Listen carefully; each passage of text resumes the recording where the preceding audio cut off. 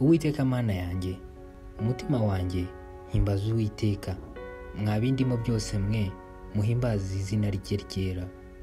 Umutima wanjye himbaza Uwiteka, ntiwibagirwe ibyiza yakugiriye byose.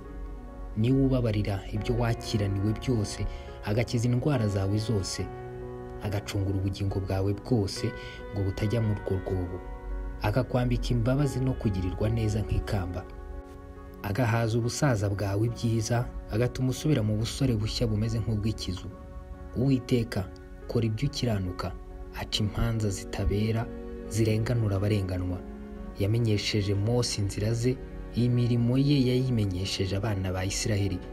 Uwiteka ni umunyebambe, ni umunyembabazi, atinda kurakara, afite kugira neza kwinshi, ntakomeza kurwana iteka, ntagumana umujinya iminsi yose. Ntiyatugira ibihwanye n'ibyaha byacu, ntiyatwituye ibihwanye no gukiranurirwa kwacu. Nk'uko aho izuba rirasira hitaruye aho rirengera, uko niko yajyanye kure yacu ibicumuro byacu.